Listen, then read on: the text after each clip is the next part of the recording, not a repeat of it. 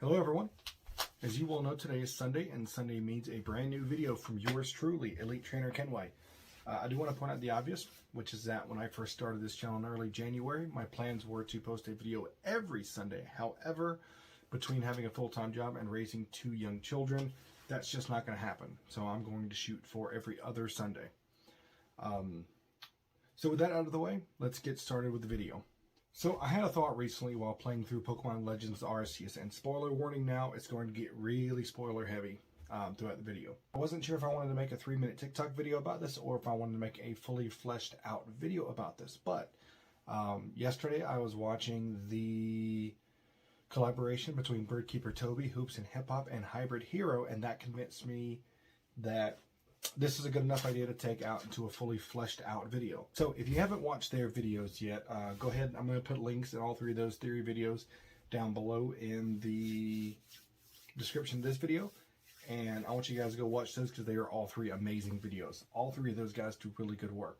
But that brings us back to this video. And the question that I have that I wanted to make a full video about is, why are there fairy Pokemon in ancient history? As a matter of fact, why are there fairy type Pokemon in Brilliant Diamond Shining Pearl, but not in Diamond and Pearl? Alright, so I know what you guys are going to say. The obvious meta answer is simply that we didn't have fairy type in generations 1 through 5. They added fairy type in generation 6, so they had to go back and retroactively make certain Pokemon like Gardevoir fairy type to make up for the lack of new Pokemon. So that's the obvious meta answer, but as a theorist, I'm not interested in the meta answer. I want to know what the canonical in-universe reason is why we have fairy type Pokemon in certain games, but not in other Pokemon games. And I think the answer to that question is going to blow your mind.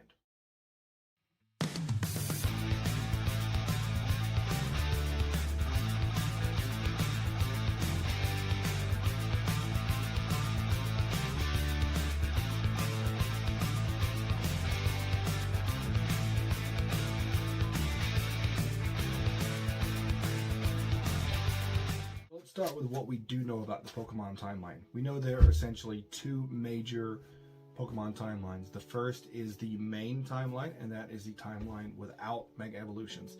That starts during the events of Red and Blue and Ruby and Sapphire, goes to a few years later with the events of Diamond and Pearl and Gold and Silver, and then eventually goes on to the events of Pokemon Black and White, and then Pokemon Black 2 and White 2. So Red and Blue is essentially the start of the main timeline, and Black 2 and White 2 is essentially the end of the main timeline. And then we have what is collectively referred to as the Mega Timeline.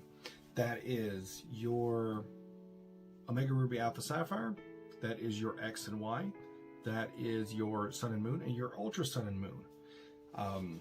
So that is the start and end of the Mega Timeline. What that doesn't include Brilliant Diamond Shining Pearl, that doesn't include Sword and Shield, and that doesn't include Legends Arceus. So let's start with Pokemon Sword and Pokemon Shield. Now, we don't know where in either timeline these 2 games take place because the developers made it purposely ambiguous, meaning that they didn't want us trying to place these 2 games in a specific timeline. But we don't even know which of the 2 universes these games take place in till now. The reason for that is because these games do not contain Mega Evolutions, but they do not talk about the events in any other games in the series. But there is one specific thing that ties these 2 games to all the games in the Mega franchise and none of the games in the non-Mega franchise. And that's the same thing that ties in Brilliant Diamond and Shining Pearl and Legends Arceus into this timeline, into the Mega timeline. And that is fairy type Pokemon. Okay, so full disclosure, I stumbled across this revelation completely by accident. My original point in this video was to talk about why fairy type Pokemon showed up in ancient history, but not in Sinnoh. Why was it that Clefairy, Clefable, Cleffa, Gardevoir, Mr. Mime, all those Pokemon were fairy type a couple of 100 years ago in the past, but all of a sudden they lose their fairy type just in this one region in the future? But then I realized that Pokemon Legends Arceus does not take place in the same universe as the original Diamond and Pearl games. And the Fairy type Pokemon prove that. So let's take a look at the Pixie Plate for a second. The Pixie Plate shows up in Pokemon X and Y, shows up in Omega Ruby Alpha Sapphire, shows up in Sun and Moon, shows up in Ultra Sun and Ultra Moon, and it shows up in Sword and Shield, as well as Brilliant Diamond, Shining Pearl, and Legends Arceus. I believe that the start of these two timelines are the same, that AZ did trigger the rift in the two timelines. However, if you're just looking at Mega Evolution versus non-Mega Evolution, then Brilliant Diamond, Shining Pearl doesn't come into play, Sword and Shield doesn't come into play, and Legends Arceus doesn't come into play. But if you take a look at the Fairy type timeline, whereby the universe where Fairy type Pokemon exist and always have, and then you take a look at the non-Fairy timeline where Fairy type Pokemon never existed, that includes all the mainline Pokemon games. According to Bulbapedia, Enamous's love was said to have given fresh life to the Pokemon of Hisui. Bulbapedia also goes on to say that Enamorus also will bring down vengeance upon any being who disrespects any form of life. Quote, it will descend from the clouds and bring in a wrathful and ruthless punishment in the process. So, we know that Enamorus is a Fairy type Pokemon, and we also know that Enamorus has the power to create life, but it also has a ruthless vengeance on those that hurt life. So, it's my theory that when AZ first created this machine to restore a Pokemon back to life, that Enamorus came down from the clouds, moved by the love that this man had for his Pokemon, and blessed the Pokemon world with a new type. Now, this was way before the events of Legends Arceus take place. We know that, because these Fairy type Pokemon already exist. So I believe that when AZ first created this machine to bring Floette back to life, that was the start of the Fairy type of Pokemon, that Enamorus created a type of Pokemon based on love of Pokemon for people. That type was the Fairy type, of course. But then later on, when AZ turned that machine into a weapon, that machine that was built out of love, and turned it into a weapon of destruction, I think that was a split in the timelines. I think in both versions of the timeline, when AZ first created that machine to restore Pokemon life, that Enamorus came down and blessed the whole world with a new type of Pokemon, the Fairy type of Pokemon. Now, this occurred way before the events of Legends Arceus, obviously. But it's my theory that Enamorus blessed the Pokemon world with a new type called the Fairy type, which kind of acted like a bond, a connection between the humans and the Pokemon.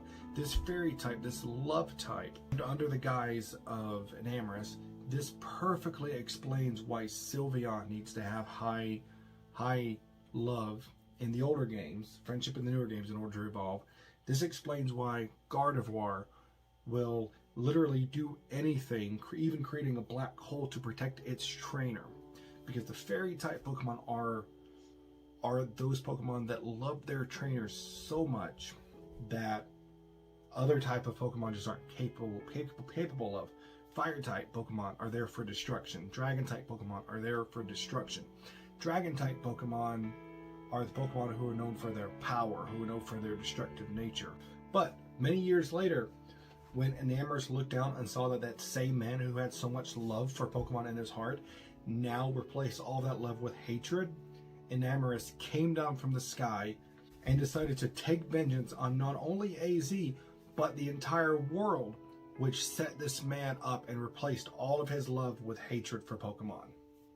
And that is why when AZ fired the ultimate weapon, that Enamorus came down from the heavens and decided to wipe out the entire Fairy type completely.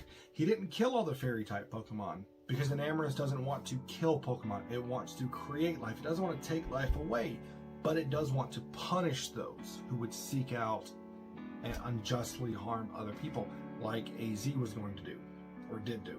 So it's my belief that after AZ fired the ultimate weapon, that Enamorus came down, wiped out all Fairy type Pokemon from existence. Eevee, at that point, became permanently unable to evolve into Sylveon, because true love between Pokemon and humans did not exist anymore. And then Enamorus ascended up to the clouds, never to be seen or heard from people in that timeline again, because it decided at that point when AZ fired the ultimate weapon that we as humans did not deserve Pokemon who could love us truly, because we cannot love those Pokemon back the way they deserve. So that is my major explanation as to why we have two different Pokemon universes. It's not that one universe contains Mega Evolution and one universe doesn't contain Mega Evolution, because all the main series Pokemon games can't be included into those two boxes. Or at least not in a way that makes sense. But a way that does make sense is if you look at it in terms of Universe A, where Enamorus came in and created the Fairy type, due to the love AZ had for his Floette, and created an entirely new typing based on love, and that typing was allowed to stay because AZ did not fire the ultimate weapon. And Universe B, where the same things happened in Universe A, but AZ did fire the weapon, and Enamorus came down and said nope, and got rid of all the Fairy type Pokemon, which would make sense as to why we still have Pokemon like Gardevoir, Clefairy, and Togekiss, but they're significantly weaker in that they lost that extra typing.